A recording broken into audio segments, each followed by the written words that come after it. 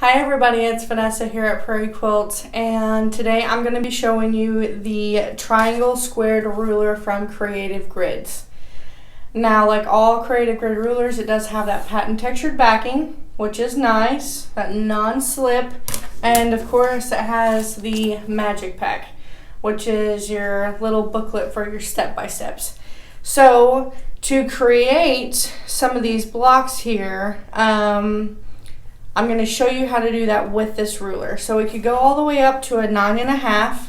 Okay, so I have a piece here that I cut, beautiful yellow, and I'm going to show you how to cut out the triangles first. Okay, so however big your strip is, whether you go from where it has 1 inch all the way up to 9 inch, you're going to line that up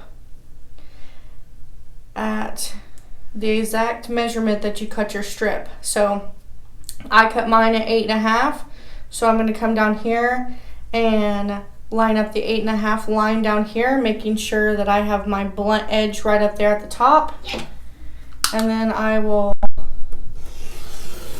trim, and then I will flip, and then I will trim the other side.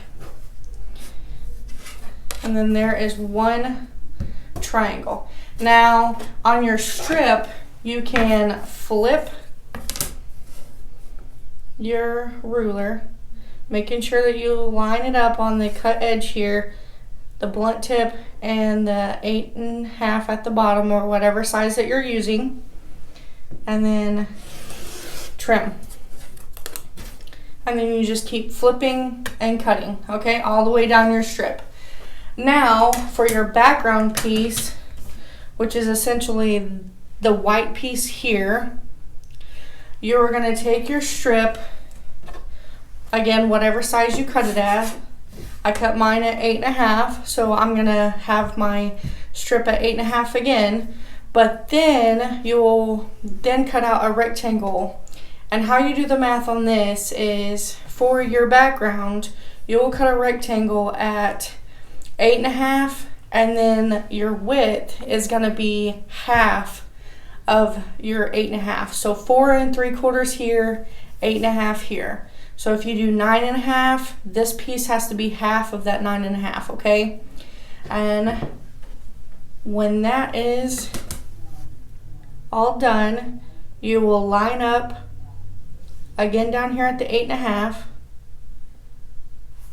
And then making sure that that blunt tip is up at the top. You want this point right here to be right on that raw edge, because that will make sure that you have it exactly in half of this ruler, okay? So then you will cut, oops, there we go.